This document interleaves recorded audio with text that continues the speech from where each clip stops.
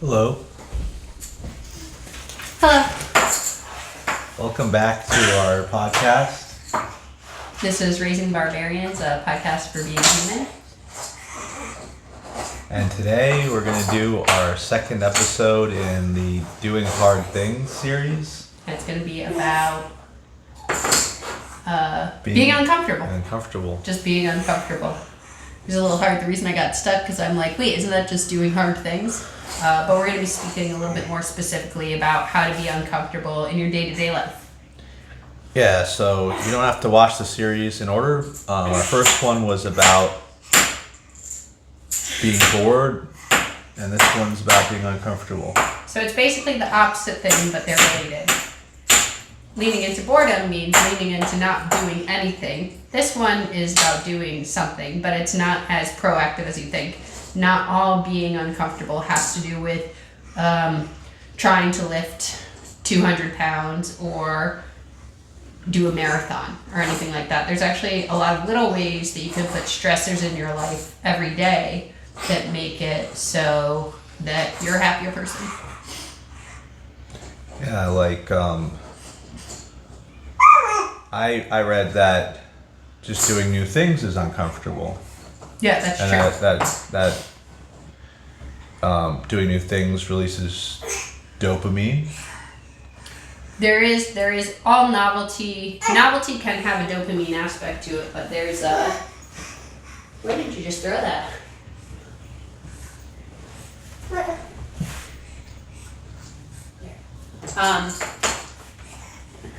Novelty helps increase dopamine, but of course, dopamine. But any new thing that you do is also going to produce anxiety, so it's not just like a clear-cut positive feeling.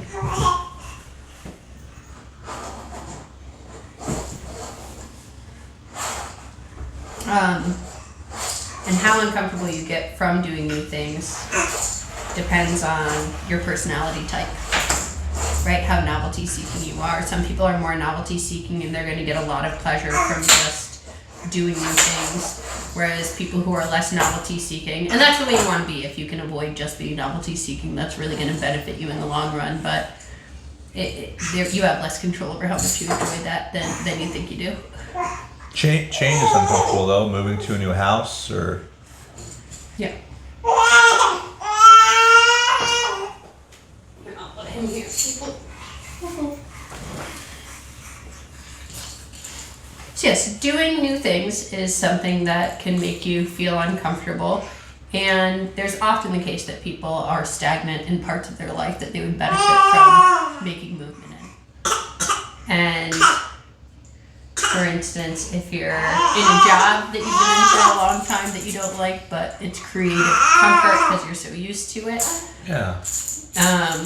Especially these days, there's not as much incentives to stay in a single job for a long time. The people that you're working for are very rarely invested in you. If you have a job where the people are invested in you, you could come up with a numerical value to ascribe to that, to decide whether or not staying there between comfort and the people being invested in you is worth it. It's worth something, but there's an upper limit to how much that can be worth.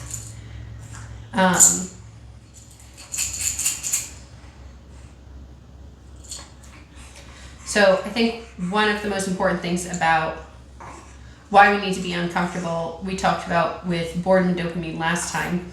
Again, you don't need to have watched that episode, but is that we understand things in our human brains. We understand things relationally, right? How exciting life is depends on how low in order to be able to enjoy normal things. So we talked about porn, we talked about video games, we talked about scrolling Instagram, how it's really high sensory input, and if you're doing that all the time, it's very hard to enjoy watching the birds. But if you watch the birds, it's still very easy to enjoy scrolling Instagram. Stress is very much the same way in that we account for it relationally, where if you have very few stressors in your life, then you will find very small things to be stressed out about. It's why look at these starving people in Africa and they're still smiling. Why aren't we? Well, now we consider whether or not we're 5 minutes late to a hangout with a friend very stressful because we don't have any deep stressors in our lives. Yeah, so it's about, if you're uncomfortable, you give yourself more of a range where you can still be comfortable on a soft bed, but now you can lay on the floor and fall asleep. Yeah. And laying on the floor and being uncomfortable through Katie Bowman, I learned, is good because then you move around, and being uncomfortable is good because it creates movement. If you're comfortable, you just don't move too. Yeah, laying on the floor is great for you. We used to just sleep on sheepskin. Now we sleep on a shiki futon, but it's like a floor mattress, but it's not soft or comfortable. But there's more give to it than just sleeping on sheepskin. But when you're sleeping on it at night, that constant movement doesn't actually decrease the amount of sleep that you're in. But it does make it so that you're moving all of your joints and all of your parts more often. So that's going to...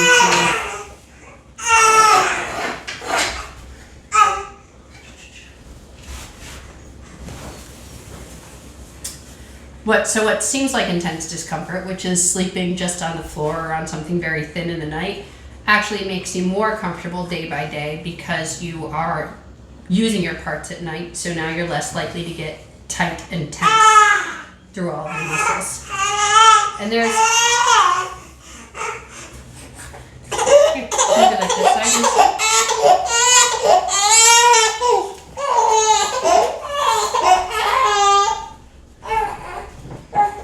Take it in.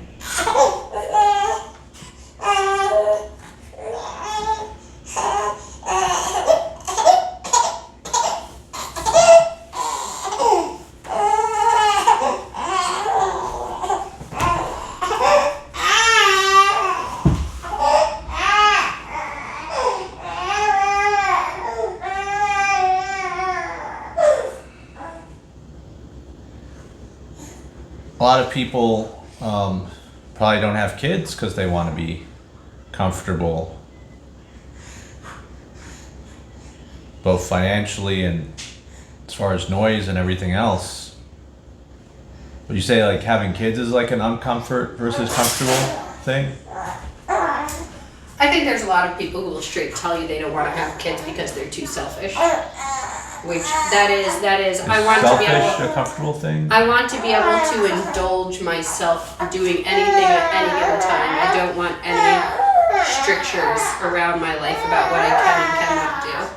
So for instance, in this moment, we would much rather not have we would always rather have our baby. It would be convenient if our baby was just, we were like, hey, listen, we want to make a podcast right now. Could you chill out and just take a rest or go sit and read a book while we're doing something? But that's not how kids in your life are, and that's not how that's true of kids, but that's just true of anybody in your life. Other people in your life is uncomfortable. It is inconvenient because you can no longer just do whatever you feel like in any moment. You have to be thoughtful, you have to make sacrifices.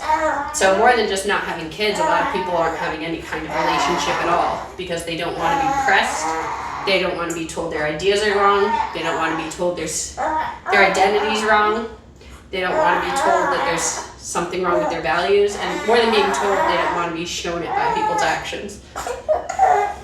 Is inconvenience a form of discomfort? Yes, absolutely.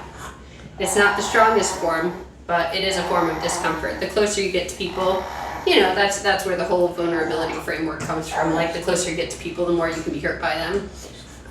What's the strongest form you're talking about, like pain? Yeah, pain would be... Like being cold. Sure, yeah, things like that. So I don't know. The strongest form of discomfort, right? Would you put discomfort on a scale with pain, or does something move from discomfort to pain? So like when you got your teeth worked on without being put to sleep or given laughing gas or anything, Yeah. you did let them use local anesthetic or the Yes, needle? it was no option to not have anesthetic. You didn't go the drill and break my tooth with nothing Their option. options were local anesthetic, laughing gas, or being sedated. And they were surprised a little bit. They're like, "Oh, a person's picking this one instead of." And then when I came back and I was talking to them, they were asking what kind of pain meds I want prescribed. I was like, I don't need anything. I can take Tylenol. Do you think like Oragel is better or worse than Tylenol? And they're like, oh, you're like the naturally minded person. I'm like, that's so funny to get from me saying Tylenol or Oragel. I am, but because they were like, here's some hydrocodone, you know. Yeah, it's good to feel pain too. Yes, not just discomfort, but pain. And not just have painkillers. Yeah. Be a painkiller. I think there is a time. I don't know if I would take. I have to. If I was dealing with something really painful, I've never had kidney stones, but I hear that's very painful. Would I take a painkiller or not? Mm-hmm. I'd have to look into it. Mm-hmm. I'd be curious. At this point, I wouldn't just. Maybe there's a thing that taking a painkiller prolongs and worsens the damage or something. Like it just does. Maybe it's the negative outcomes, or maybe it's just good for me to feel the pain and not try to escape it. Yeah. Yeah, there's a lot of times where that's the case. I mean, I haven't done a ton of research looking into that exactly, but as far as it goes, something like Tylenol, either Tylenol, ibuprofen, or both. One of the things that they do is they reduce inflammation, which is one of the things that reduces pain because you don't get, right? Inflammation is the swelling that you get. But the swelling that you get is from your body Healing. Is healing. It's telling your body to fix things, right? So does it slow down the healing process? It might be the case. Even if it were the case, it would really matter how much it slows it down. If you were going to try to calculate that, does it make a difference of 1 day or does it make a difference of 2 weeks?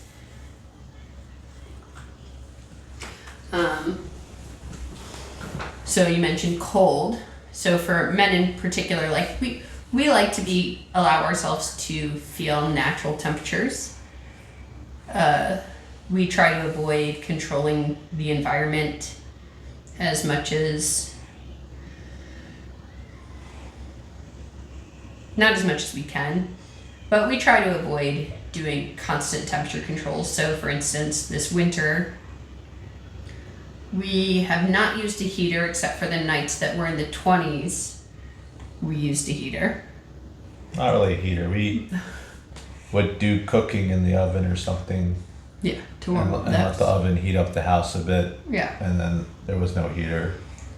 And then... And we live in Florida, but it was freezing cold a few nights. Like we put out little things of water and they froze. Yeah. So it was a cold night. And it obviously gets hot here. And we don't always put any air conditioning on. Sometimes we do. We try to wait as long as we can to put the air conditioning on in the summer. We are lucky to live in a house that is an older house, so it's designed for people who lived without temperature controls. So that's one of the reasons we're able to get away with it. But we try to, okay, right now we're sweating, we're hot. Right now it's freezing outside and we're cold. And we can put on a sweater, but that doesn't mean that year-round the temperature inside needs to be 78 degrees. So that makes it easy for our bodies to get the message that regardless of what situation we are in, we are safe, right? If we're laying on the ground, we are safe. If we're hot, we're still safe. If we're cold, we're still safe. These aren't dramatic situations. We go swimming in like natural bodies of water. Sometimes they're not like a climate controlled pool, so it's sometimes colder than some people are used to. Yeah. We live near a natural spring, and it's interesting to see how many people how often people stop breathing when they get into the 68 degree water. They jump in and they just their lungs seize up because of the shock, and that is because they aren't used to any kind of large variation in temperature. There's nothing about being human that would make you shocked to go into 68-degree water.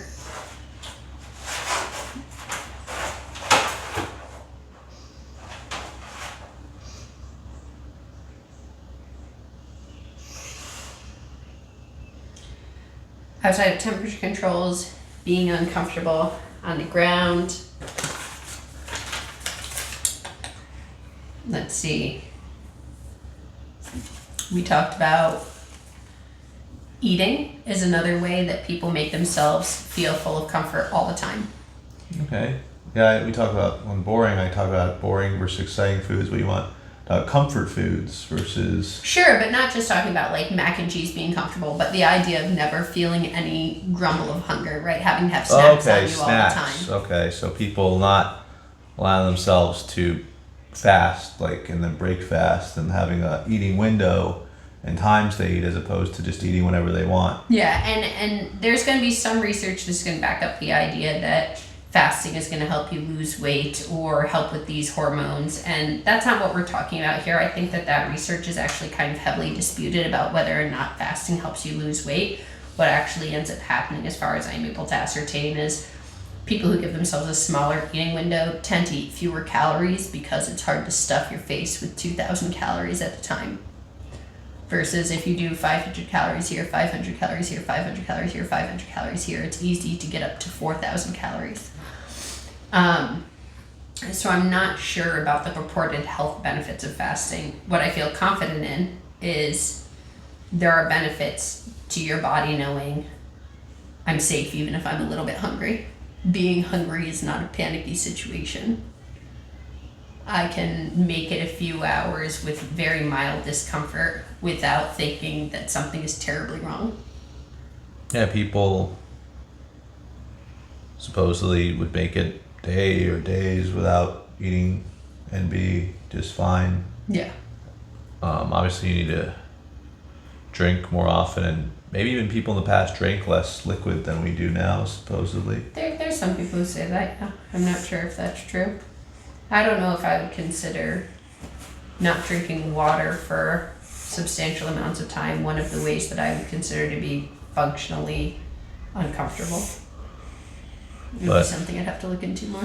But yeah, definitely people eat. I believe I benefit from eating in smaller eating windows and not snacking. Yeah. I think it's a better way to be, at least for me, and I'd advise people to be mindful about just eating whenever they want. And we're on to what I would consider two extreme ends of this but not the way it actually gets handled. But he has done 1 meal a day for years when we've been together. Yeah, He's not right I now. usually do more now, but yeah, there's some times where I did 1 meal a day for a long time. And for me, I've been pregnant or nursing for the past 8 years.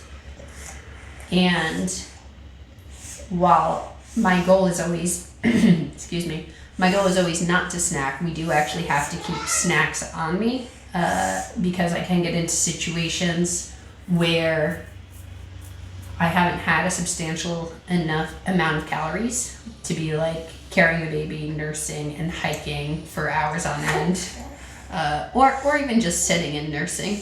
If I haven't had a large enough breakfast, I can have a hard time with the amount of calories I have. So whether or not fasting works well for you is a different thing than, or having very small eating windows works well for you, or doing OMAD.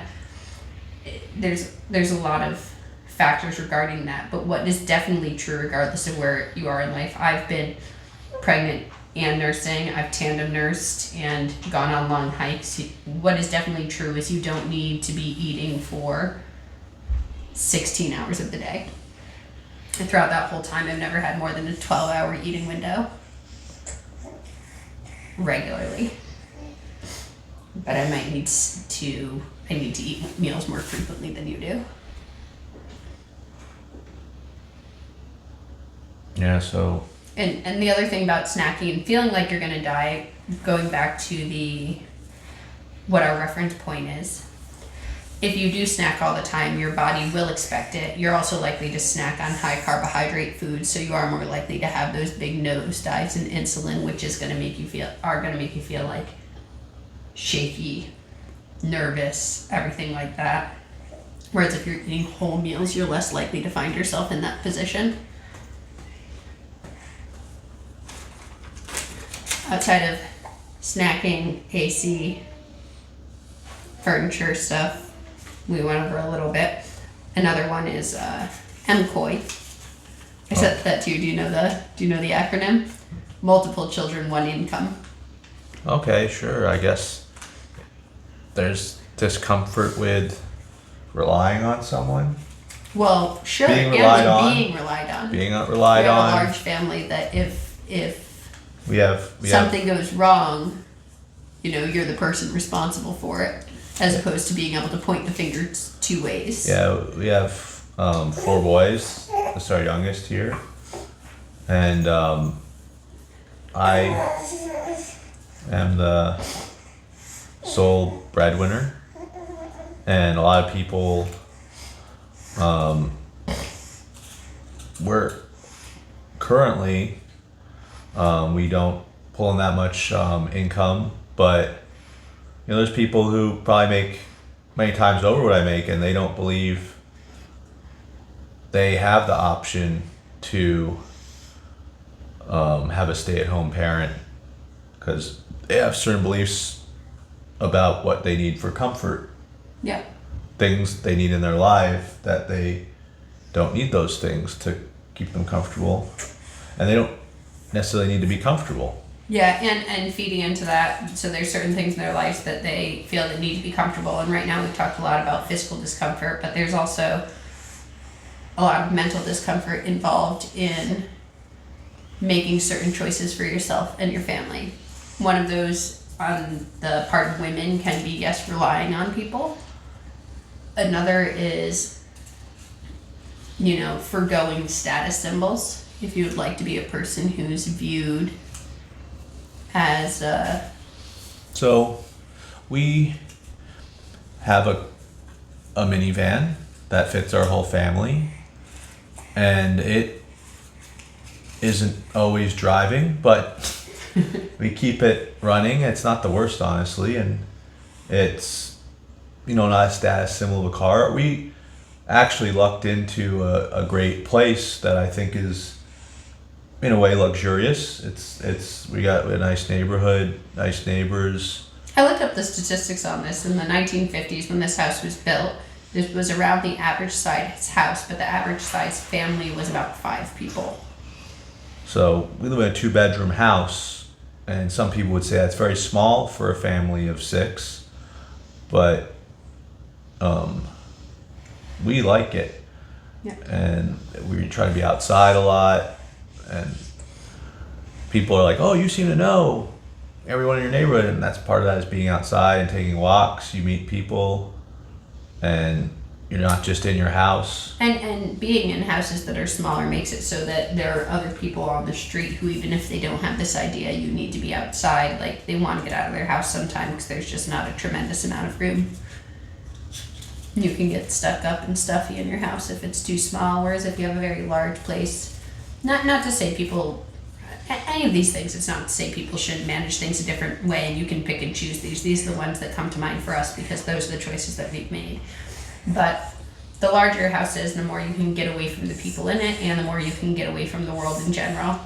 And it can feel very nice to get away from the world, but there are huge consequences to living in that safety and comfort of not having to confront any other egos. Yeah, and talking about cars are a comfort that honestly are, I believe, one of the things I'd like to get away from, like living in a place that's away from where cars are allowed to drive, or where it's more walkable and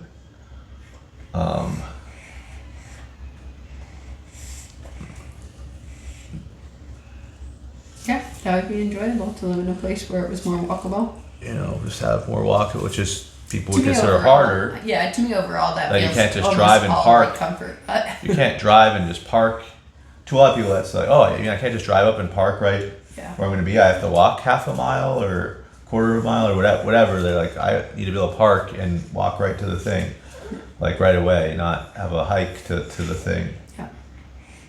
But I would like to have, like, live at a place where you can't just drive, at least on roads. Maybe you can't even just drive even off road that you're not supposed to, and you have to do a little bit of a hike because that's safer for children and good for Bodies. being a person Yeah. to move and to not hear a car all the time.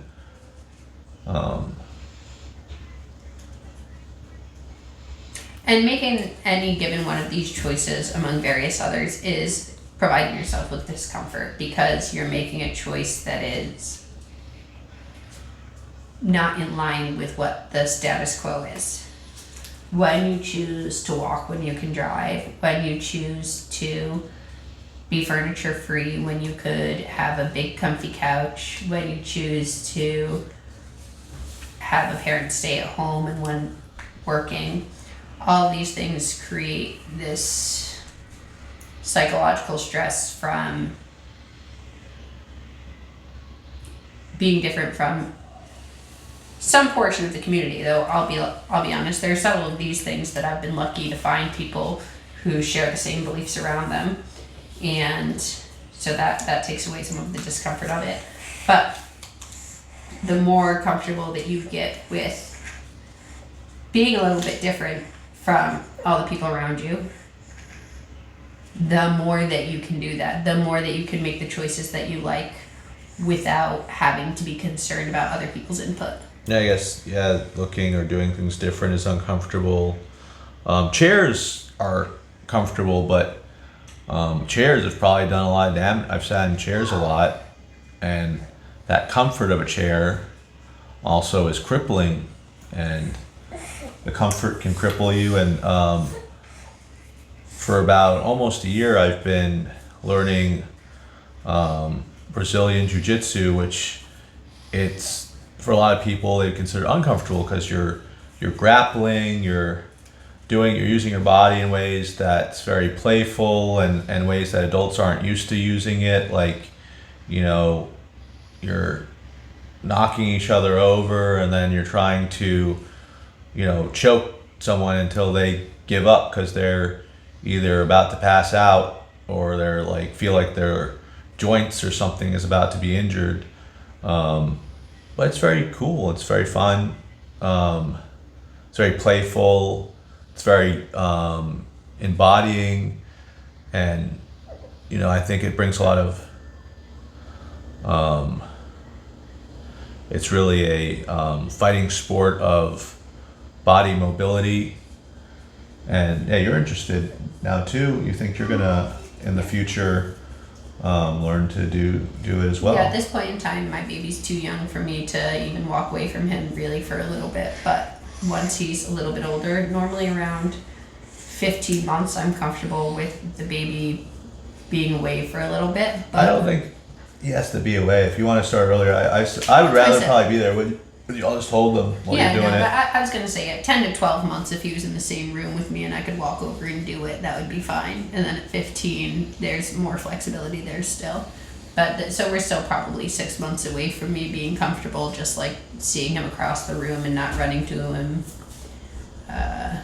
Not being the person who feels in control of the situation with the baby, I guess.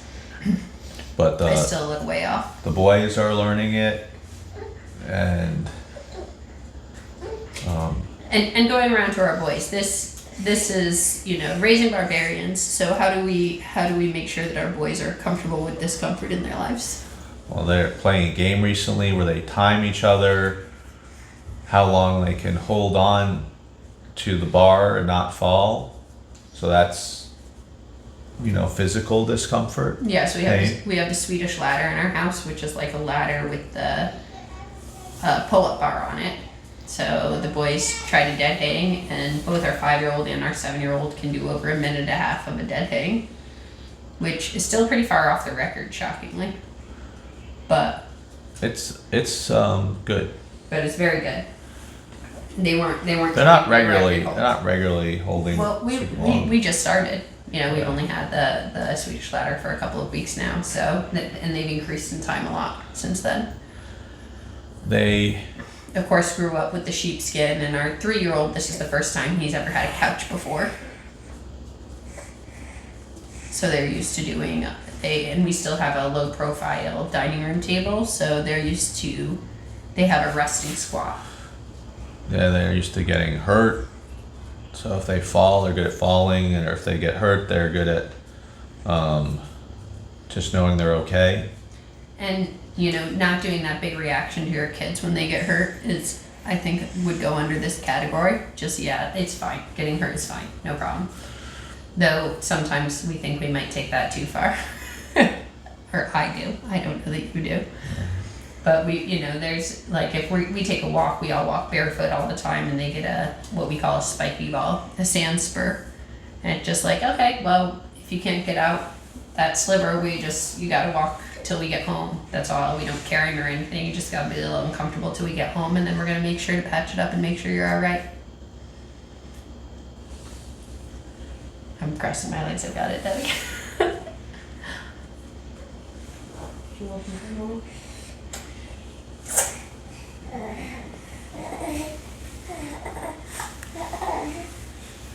So I think we are getting close to time.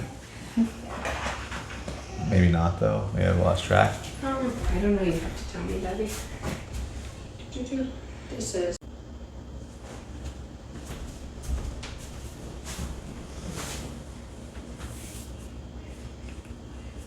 Ready to wrap up? Yeah.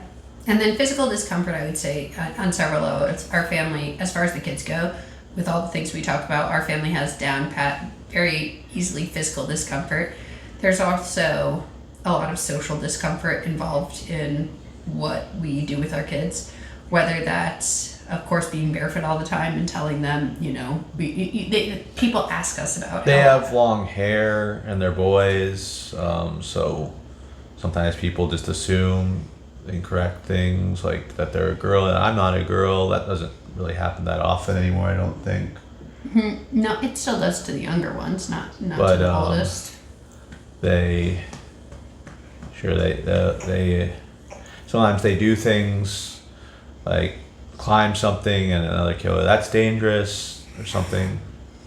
And they have to get down themselves if they've climbed up something Sure, and it's yep. too high. They have to. Sure. They're not allowed to. If you've climbed up that high, there's been very few times we've had to save them from climbing up something too high or doing something too dangerous, though it has happened before. But then the rule is you're not allowed to climb up this again, not for 6 months to a year, until we know that your skill level has gone up significantly. Let's see. Also, pushing them out of their comfort zone. This is, in modern parenting, there's something about seeing your child's opinion, checking with them about how they feel about things, and there is value to seeing your child's personality. But no, there's not just value to it. It's very important, and you already do see your child's personality, and you have a very good idea of what they can handle. In fact, you as an adult have a much better idea of what your child can handle than they do. They don't know what they can handle. They are wildly arrogant in some areas and incredibly scared in others. You have a better view of it, and pushing them on what they can and cannot do is very important. We have, you know, a shy child who needs to be really pushed into new situations, and if you ask him, and we do you want to do this? The answer is no. But once you've made him do it, just like happens to me and you and anybody, once he's been made to do it, he's grateful he did it. So making sure that you are okay with, that you don't doubt yourself as a parent because you push your child into situations they don't want to be in, I think is something that you need to check with yourself. Because just as you have self-limiting beliefs, your child can have those as well.